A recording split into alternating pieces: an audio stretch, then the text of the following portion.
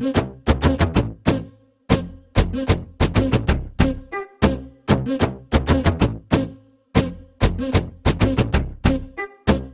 everyone, welcome to News Extra, and if you love vocal music, the event of the year is coming up a little bit later on this month. We're talking about the second edition of The Voice in the Valley, which is a benefit for Theater West. And I have Patrick and Lauren Newell with me. Thank you very much for joining us today. Thank you. Thank you. I guess first let's talk about the inaugural. That was just a smashing success. It was. It really was. I don't think it could have gone any better. I mean, we had a lot of little things that we've tweaked for this year that's going to make this year that much better, but I don't think for a first year it could have gone more smoothly. We loved having it at the Elks Club, the Elks Lodge. They were great to work with, and we had a whole bunch of people from around the area that turned up with talent that we'd never seen before, and we were really blown away. Yeah, we had a wonderful audience. They were there, very supportive, and came multiple nights, which was great. We just had a really good time. We kept having to put more chairs out, So you're obviously going to be planning on more chairs this time too. Yes. Of course. And this is literally later on this week, coming up here on the 10th is when things really kick off. A week from today. Let's talk a little bit about the process, if somebody is interested in taking part in the auditions. Yeah, for sure. So we were accepting applications. We have applications available on our Facebook page, Theater West. Go to the Facebook page, go to the event page, which is, I think, TW Presents The Voice in the Valley. Should be the first and only event that's up there right now. You can click on that, find the application, and it's a $10 application fee. Our deadline was January 6th, Monday, but we realized that people are just getting back to school and stuff on the 6th, so we've decided to extend that to Wednesday the 8th. That works. So for $10, your application, and then you're in charge of making sure you have your own backing track. We're not allowing people to accompany themselves because we want it to be really about just your voice and what we can hear. So backing tracks, you get a 90-second audition, and once we receive your application fee and application and your music, you'll get a confirmation email from us telling us which of the two. That's one of the different things this year is we're doing 2 nights of blind auditions instead of one long one. So both Friday the 10th and Saturday the 11th will be blind auditions. We'll email the contestants and tell them which night they will be performing.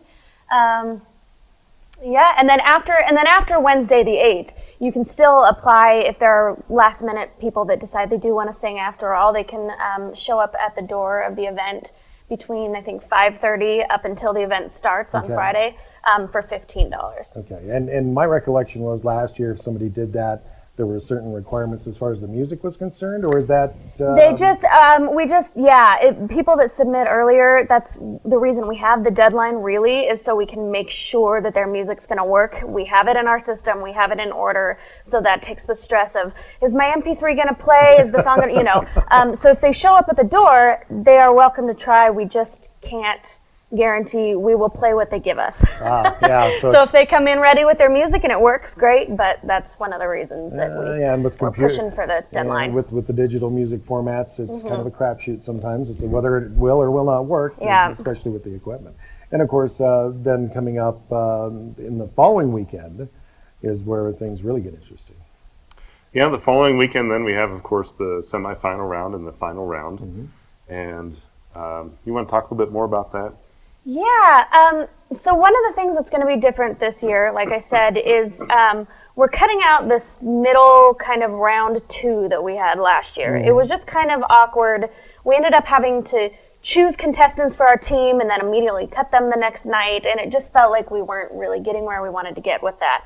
So in extending the blind auditions, we're making it, the competition's going to be that much harder because we're going to go from blind auditions to semifinals and then finals. So we're going to cut it from all the blind auditionees the first weekend down to each judge, I think, has 4 choices and then a wild card at the end. So 5 and 4, so 20 semifinalists, and then we'll narrow that down to 4 finalists. So it's we're cutting a lot quicker, but it's going to be pretty quick and pretty intense, but a lot of fun. And a lot of entertainment for folks, and there's a whole lot more to the Voice in the Valley, and we'll get back to that in just a moment on News Extra. And we're back on News Extra, and we're talking about the Voice in the Valley 2020 edition, the 2nd annual. And I have Lauren and Patrick Newell with me. Again, thank you very much for joining us. Thank you. We were talking about some differences in the process this year compared to previous years.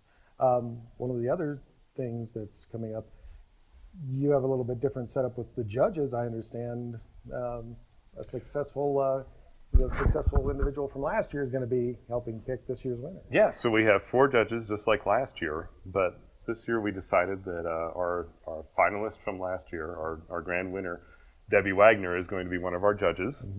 And then we've also added in Ty Hebert. Oh, great. So it'll be Debbie Wagner, Ty Hebert, and the 2 of us for our judges. One of the great things about this, I think, is that our semifinalists have an opportunity to work with their chosen judge. So we'll be giving, Judge that chooses them. well, or the judge that chooses them, right? So yeah, it does work that way, doesn't it? Yeah. So they'll have an opportunity to have some voice lessons in the intervening week and to work on their performance skills, their stage presence, things like that. That's great. Yeah. Yeah, that's a really neat aspect of it. And of course, we have in the semifinal and the final rounds, it's live music. We're not talking recorded, it's live. It's going to be live. Right. So they'll be singing a full song selection with a band. So we'll have a drummer, guitar player, bassist, pianist, and they'll accompany the singers. So live music. That's going to be a lot of fun. Yeah. Now, as far as attendance is concerned, this is a fundraiser for Theater West, naturally. So there is a cost for attendance, correct? Yes, yeah. It's $5 per person per night for the spectators.